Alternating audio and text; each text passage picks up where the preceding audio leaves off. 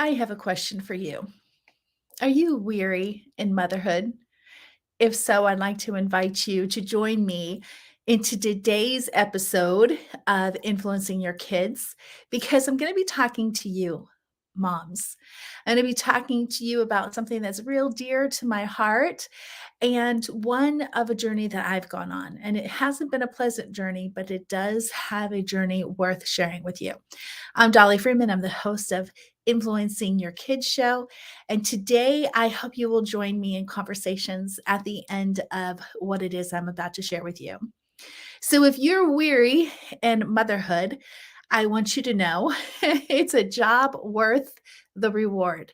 But it does, in fact, have a lot of weariness. In fact, we often call it being in the trenches. And depending on the ages of your children, this the stages that they're in, not that because they're no longer toddlers or infants, it doesn't mean that you don't grow weary. In fact, as your children grow, there are different phases that they go through that can weary us. And that's not even talking about the life demands that's going on within your four walls of laundry, of meals, of planning, of grocery shopping, of laundry, and the list goes on and on. Of course, we're weary as motherhoods. But what I want you to know is the devil wants to keep us there. I'm going to tell you a story about myself that I really do not like to share, but I know it's an important story that will help you to understand that this journey of motherhood is not only sacred, but it is a calling that we cannot do in our own strength. And in today's episode, I'm going to be talking about the number one things moms do wrong for themselves. So I want you to stay clear of believing in a lot of lies that are out there. And I want you to grab a piece of paper and a pencil because I'm going to be sharing some truths with you today. Now, number one, you have to understand that I not only grew weary in motherhood, but I lost my joy. I didn't understand what it was at the time. Some friends thought I might have been depressed, but I didn't follow any of the definitions of depression. What I found is that I was living the life that I had desire to live. Had an amazing husband who was supportive. We had a wonderful home. We had children, and we were um, homeschooling. And so I was living my life, but I was not happy in it. And if I was outside looking in, it would look perfect. But from the inside, I was just really falling apart. I was growing weary and I was feeding myself with the wrong mental foods. In that process of me one day just walking out of my family, taking the keys and going on a crying craze outside of our home, getting lost in the woods, and getting to this place where it was really leaning into my faith and I was really seeking the Holy Spirit to help me get through this. The thing that the Holy Spirit was showing me is that I had something missing in my life. There was a lot of lessons the Holy Spirit led me on, but in it, there was one lesson of that the Holy Spirit really wanted me to understand. And this one thing that was missing is one of the most important things that every Christian is missing. And it is the thing that leads us astray very quickly. We really work hard to become intentional Christians, intentional mothers, intentional parents, intentional homeschoolers, intentional in our work and in our relationships with our friends. But we are not intentional in this one thing. And this one thing is crucial. And that is leisure. We are given the 10 commandments, and one of those commandments is remember the Sabbath day and keep it holy. In that day, we're supposed to rest. And there are lessons we can see within the New Testament of Jesus walking away in what was often emotional times for him, or when he had just poured himself out to crowds and had really ministered to them, that he would walk away and have his alone time. Leisure. And a lot of times we associate leisure with play and pleasure and being able to think, oh, well, if I binge watch a favorite show, like right now, I'm enjoying Heartland. If I binge watch, that's leisure. That's enough. That's me resting. That's me, just breathing a little bit and being myself. Or maybe I go get a pedicure, or maybe I go out to lunch with a friend. And we associate these things as leisure because we're kind of taking a break from our everyday. And I want you to realize that that is not leisure. Leisure is something I want you to recognize that when you come back from leisure, you need to come back in a way where you are not just rested, but you're refreshed. You're not just feeling like, ah, I poured a little bit into me. You actually have to have this new energy about yourself, this invigoration about yourself that will give you the ability to overcome the obstacles. It's within this leisure that will allow us to be persevering in what it is that is challenging and growing us weary in our life. I don't know if this is helping you, but I want you to start looking at your time, your alone time, as is what I'm doing refreshing me, literally giving me this new energy, this new focus on life, this I can do it attitude? Or are we walking away from time alone or time for ourselves in a way that is giving us just this breathing space, which is important? But breathing space has its purpose. And we see that purpose in Jesus and how he walked away and he came back with new energy. He came back refreshed. He came back to this place of being able to serve and persevere through the struggles of his life, of being a servant, of giving so much and not living his life for himself, living it intentionally on purpose. But it was within these times of being refreshed, these leisure moments, that he was actually able to grow his ministry, to walk in his purpose, and to have the energy necessary to persevere through the difficult times. Now, the devil does not want you to know this very thing. So I want you to listen close to what I'm about to say and clearly understand what it is that I am saying. The devil doesn't want you to know that leisure time should form the habit of selflessness, not selfishness.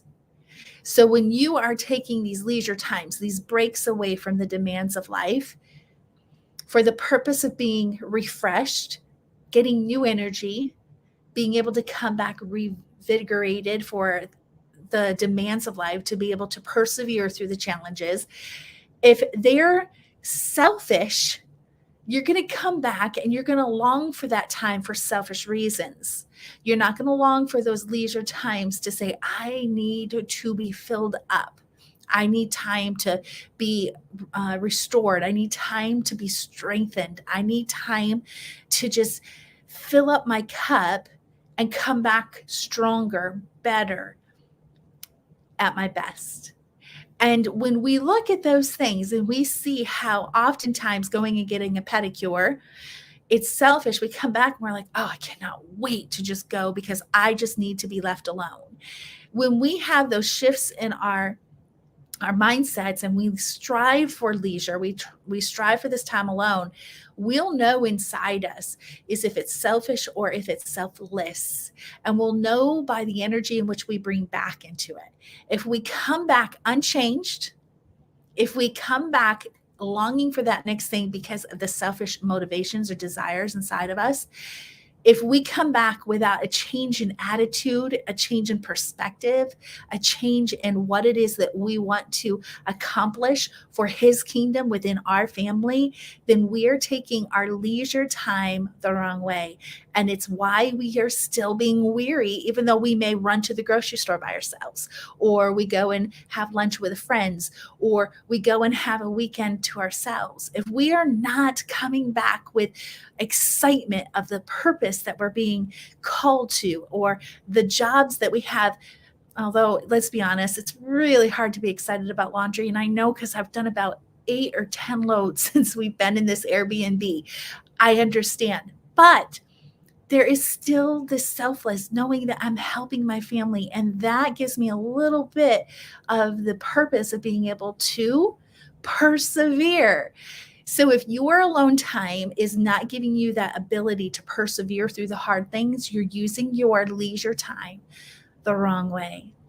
So if we look at the examples of Jesus, we know that when Jesus came back, he always had more energy, more vigor, more attention to serve, and more ability to persevere. And that's what I want you to start looking at as you're focusing in on your purpose, when you're focusing in on this thing called motherhood.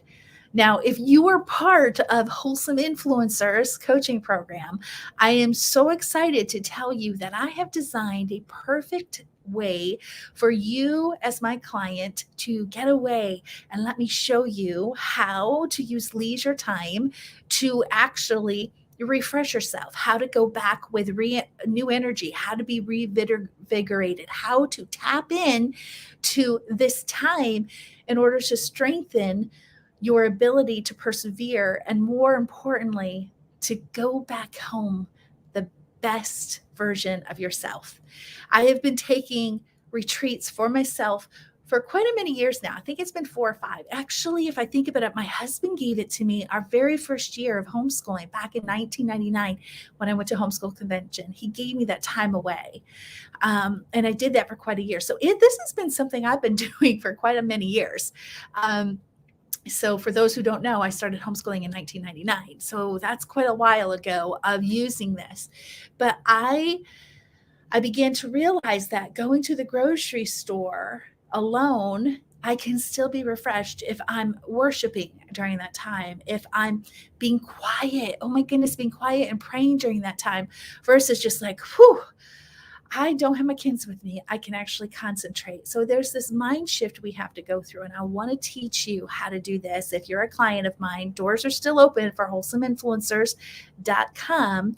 But if you're not in my hosting or in my coaching program and you're not available to go to this retreat with us in October, if you are, you got your emails, make sure, because the slots are limited. There's only 14 and they're already selling. So grab your spot. But if you're not part of my coaching program yet and you just cannot make it happen, I want you to be part of the Intentional Christian Parents Facebook group. So search that, or if you're watching live and you know what that group is, if you could post that link for me, that would be really wonderful. Come into that group. I'm praying through some things of how I can help Christian moms understand leisure. Because here's the truth. If we can approach leisure differently than the world does, the world is doing it for selfish reasons. The world is not coming back with new energy, with new vigor to be able to persevere through the challenges of motherhood. They're not doing that. It's all about selfish.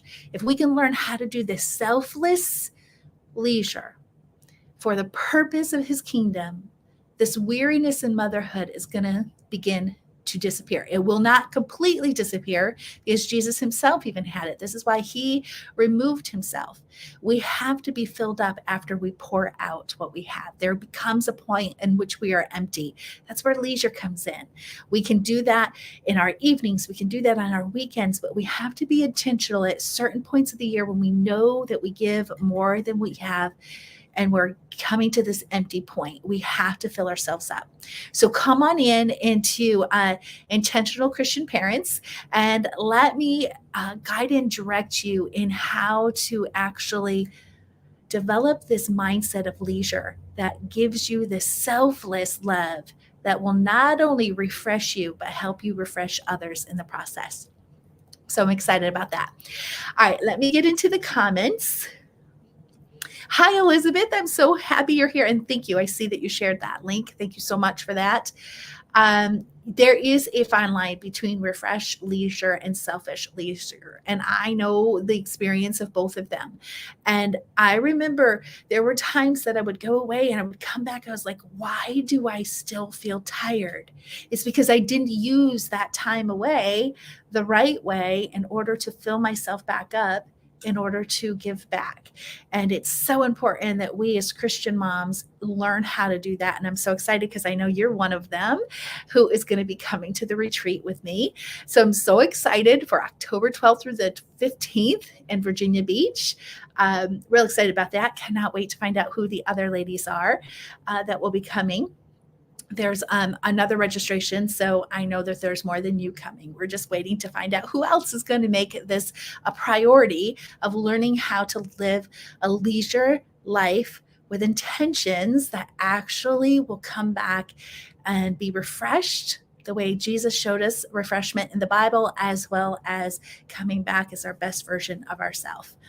I can't wait for the retreat either. If you only knew, I just cannot wait to experience it with everyone. Okay, I'm going to close this week, but I can't wait to see you next week, same time, 2 p.m. Eastern Time on Facebook and on YouTube. And until then, I want you to realize that influences matter. They matter because eternity is only one influence away. So do your best diligence in caring for not only your own influences, but that of your family. I'll see you next time. Until then, bye for now.